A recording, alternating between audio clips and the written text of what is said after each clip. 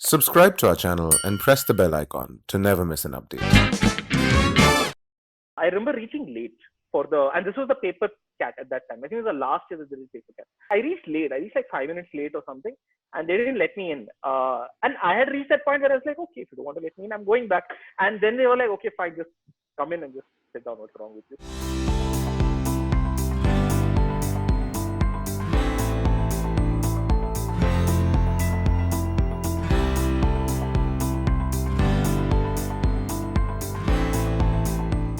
Hi guys, and welcome to another episode of Conversations in Quarantine. Today's episode is very close to my heart.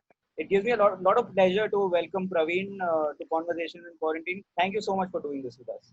Thank you, Kunj. My pleasure. Praveen, why do you say that the best place to hide out a recession is peaceful? Because what happens is at that time, I remember a lot of people had joined, uh, either like banks or consulting firms. I think consulting firms were lesser. I think banks especially. Um, Banks were really spooked. And so a lot of people were ending up in like, I have friends, really good friends who were in IIM Bangalore, who were my 1 year senior, 2 year senior to me, who had joined Lehman Brothers in London. I remember people in my immediate senior batch, for instance, who had to take up internships because a lot of people just withdrew internships and placement offerings, sort of similar to what's going on right now. And they had to go and join like local securities, mutual fund companies. I think now they're all doing reasonably well, but they struggled for a while. And for us, we just thought that it's a conventional wisdom that if you're going through a bad time, 2 years you ride it out in these school. By the time you come out, you're fine because you're relatively insulated from everything. Which was true because by the time we came out, if I remember correctly, I mean our one of our placements was one of the best that they had in like years. Uh, so it was almost like nothing ever happened. So yeah, a lot of good things happened. A lot of luck, but a lot of good things happen. I think that's really important. People really underestimate luck. Uh, Sometimes things just click at the right time. Three things that you picked up that you value the most in your time over there in those 2 years.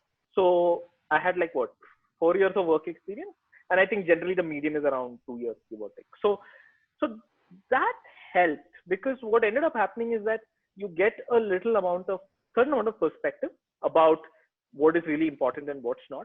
So as a result, I think I would believe that if I was younger and I was straight out of say engineering college, I may have obsessed a lot about my grades. I may have obsessed a lot about courses and trying to figure out GPAs and stuff. I don't want to say I didn't give a damn, but I think it's fair to say that I didn't care as much as I should have. Two, three things I'll tell you what I learned. One was, and I think again I had a bit of a bias before I went in because I knew that this was true. One was I knew that at some level success is not really correlated so much with grades. It doesn't matter. Of course, you shouldn't like completely like throw it into the air and walk away, but it's not worth killing yourself over. At least that's my perspective because that was how I had reached where I had reached. So that's the lens through which I viewed the world. But if you are going to an IIM, please do well in grade. They do help you career-wise. I'm not saying it doesn't, but for me, I didn't see that. I started focusing on things that I felt were interesting and challenging, rather than things that I felt were, oh, this is the kind of stuff that would probably get me a good grade for this purpose. And some of those are things that I regretted, and some of those things are things that I didn't, and some of them worked out well. But I have no regrets today on those courses. So some of those things worked out for me. So I think that's one. I ended up taking courses that I enjoyed and decided I'm going to learn from this and not worry too much about the grades. That worked.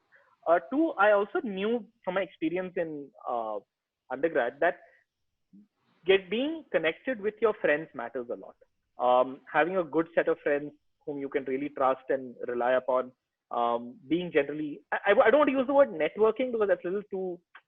That's not really the right way to look at it. But in general, just you know, being get to know batchmates, get to know them. Don't let it be locked away. I think that helps a lot.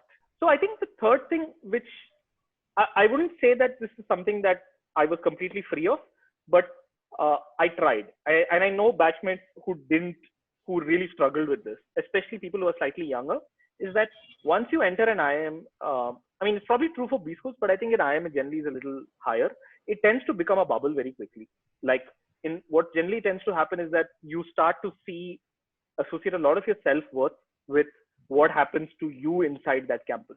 It could be about that summer placements that you got or did not get, that company shortlist or that grade or that event or something like that. And generally not a good thing because IIMs do a very good job of like making everything into a bubble. One could argue that that bubble continues for people later in their lives as well. But really um, that's not really ideal. So I think I always had this thing where I had good friends who were outside the campus as well, and I would just go and just hang out with them. And I know people who never did that. So I think those things help a lot. Understanding that it's just one company and it doesn't matter. And if you really want what you want, and there is like, and India is like, and you are actually in like a really, really privileged 1% of the 1% of the 1% inside something like an IIM Bangalore. And you can't just look at your 300 people around you and say that, oh my God, I am terrible because I'm at the bottom of this. It's not really how it works.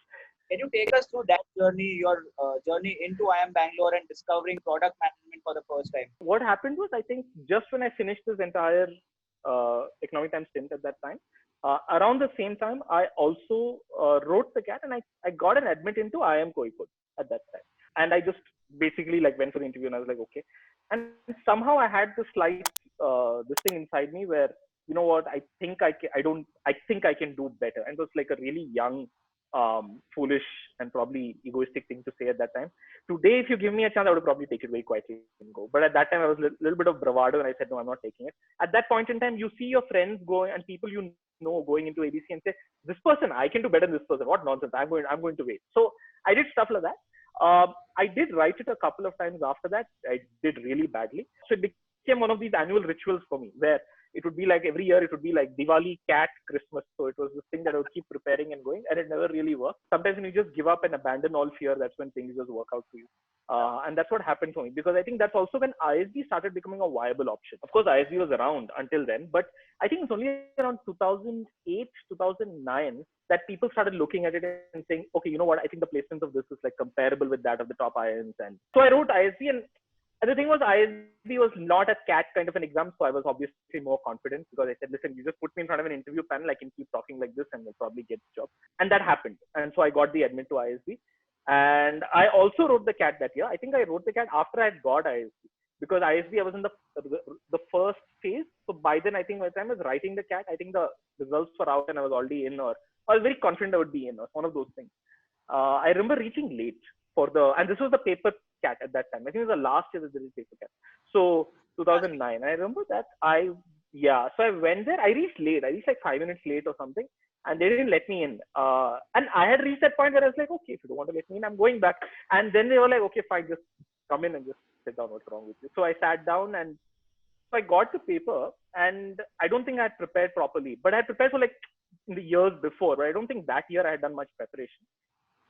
So I had seen so what happens, so people who don't know, the way the paper CAT works is that you get the thing in front of you. You're not allowed to open it, right? So you see the rules, whatever, or the things that are there, the guidelines, etc. And the one thing that says over there is how many sections there are and how many questions in each section. So this one says section 1 has like some 20, I don't remember the exact number, but I'll tell you broadly what it was. I think it was 25 questions and 50 marks. Section 2 is 25 questions and 50 marks. And section 3 is 50 questions and 100 marks. And I remember thinking at this time, because you have that 10 minutes where you're supposed to not open it, you're supposed to just stand and look at it. And I remember thinking for those 10 minutes, if section 3 is verbal, then I think I have a chance. Because that is really the only section in all my CATs that I've done really well in. And my weakest is generally in quant. Although my quant isn't that bad, it's just that I just screw up in that exam over there. So I remember waiting for that. I remember they said, okay, start. I remember cutting it and turning to section 3, and it is verbal. And then I said, okay, now I think it's possible. And then I just do it. I ended up getting just one call, only one call. And that is from IIM Bangalore, because my sectionals were completely screwed. So what ended up happening was I had some really absurd high score in verbal. I think it was 99.99, something like that. I think my data interpretation was the other section, if I remember correctly, and that was also quite high. But my quant was really low. It was something like, and people laugh now when I tell them that, I don't believe it, but it's true. My quant was something like some 72 percentile or 75 percentile or something. It was absurdly low. But my overall percentile was really high. And of course, there are sectional cutoffs. So all IIMs like throw you out. Somewhere IIMB said put some lower cutoff or something. I don't know what happened. Some combination in their algorithm worked and said, okay, you have one call. And I landed up. And it was very fortunate because for me personally, IIM Bangalore was for me the dream college. So I went in, I gave an interview, and the interview was all about this stuff only, all the stuff that I did on economic times. And I think somewhere they looked at all of this and said, okay, this really absurd character has come here. And I think I told them that, and my SOP was also very clear, because I don't think I wrote stuff like, oh, I want to be an entrepreneur and stuff like that. I didn't say any of that. I said, listen, I've lost money in the media industry, and I want to come here to learn how to make money in media. And that was my SOP. That was genuinely my SOP. If you pick my SOP now and read it, I don't have it, but that is what I wrote. So I got the admit, incidentally, the day before I was supposed to leave for ISB, because the ISB starts, I think, sometime in April. And I think that just the day before I was supposed to leave, so I had the train tickets booked. I had like met people of my batch in ISB. I had gone for those meetups and part of Facebook groups, Google groups, all of those things. And I think just one day before that, and I remember sitting at home and all my furniture and everything is packed and done. And I just have one internet connection on my laptop, just refreshing the IIM Bangalore website.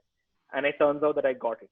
And then I turned down ISB because obviously I had to be there the next day. So I turned it down, and I had 2 months where I just like crashed at a friend's place. Also, this was, for people who don't remember, this was also a very scary time, because this was 2009, was also just after the recession. At that time, obviously, I was very lucky because people are losing jobs left, right, and center. And the best place to hide out the recession is obviously a BC. So a lot of things worked out for me. The Myntra interview was fun because it was just 15 minutes with the head of product, 15 minutes with Mukesh, the CEO, and 15 minutes with Pooja, who was the head of HR at the time. And I think it was quite, I mean, this is not exactly what happened, but I think the whole conversation was around, okay, do you know what product management is? I'm like, no, I don't know what product management is. Then they asked them, do you know what product management is? They're like, well, we have some idea, we're not sure. Hi guys, Inside IIM has come up with an exciting new one-on-one mentorship product where you get to interact with superstar managers from different businesses, different functions. You can ask them everything around your career, your education, your future success. If you are interested, the link is in the description below. Thanks.